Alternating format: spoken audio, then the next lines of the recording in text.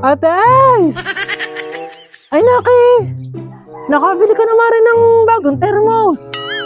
Ay, yes, Mare. Ako'y bumili na din ng thermos. At mahagad. Porque sa gatong magpapakulo ng tubig. Guys, ay magkano din, Mare?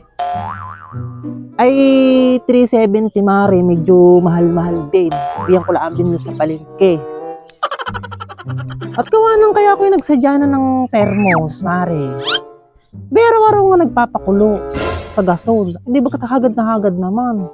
Tapos yung kapitbahay ko na si Mildred, ay araw din nanghihingi ng mainit na tubig. O tayo. Ay ang gagawin pang strategy, Mare. Ay pag ako nagising na ng alas 4 ng madaling araw, at narinig na ako yung nagpapakulo ng tubig. Otis! Ay bigla na lang ang sisigaw dun sa kapilang gilid ng bahay namin. Sabi ni Mare, sabay mo na ako sa mainit mo. At ng isang kulo. Otis! Pag hindi ka naman na barino, talaga naman. Kaya ako bumili na rin, Mare.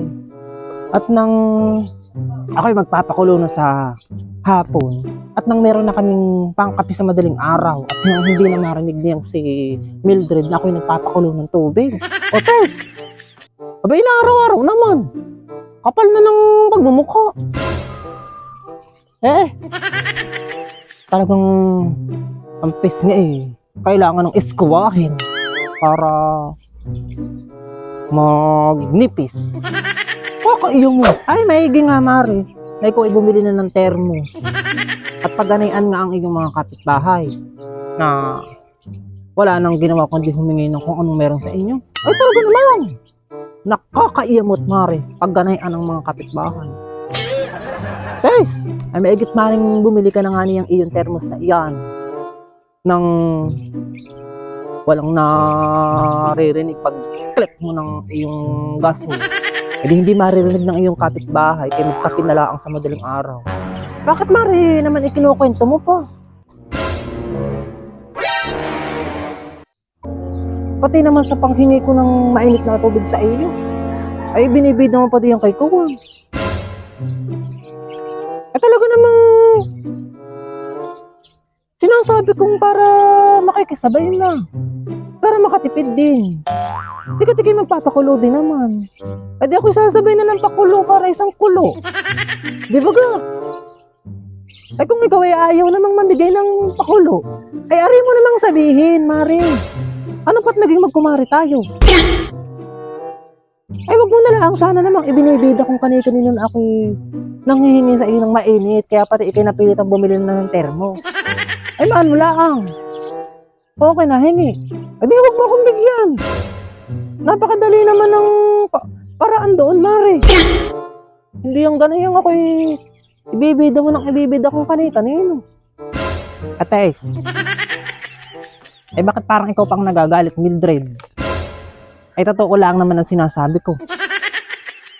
Ay kung ay kinasasaktan, pasensya na. Eh talaga namang araw-araw na lang naman ikaw nahingi ng mainit at tubig pag ako'y gigising ng madaling araw. Kaya huwag kang mag-alala, Mildred. Ako'y bumili na ring termos. At nang pagsigaw mo sa madaling araw, ay aray popok-pok sa bunbunan mo! Linte ka!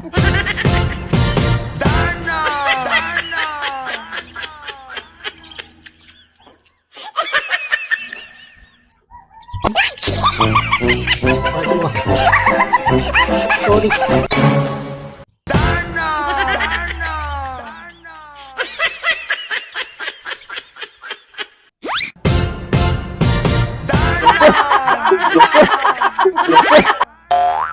Mga kumarites, ay gusto nyo din mag-shoutout. Ay di i-like at i-share nyo lamang itong video ito. Honey, at ikaw lang susunod kong shoutout.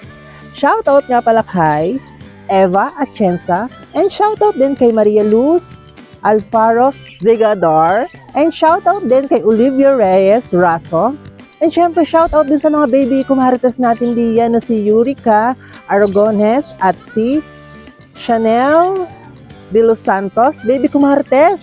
Ay, hello sa inyo diyan. And syempre, shout out din kay Rhea Clemente ng Longos, Bulacan.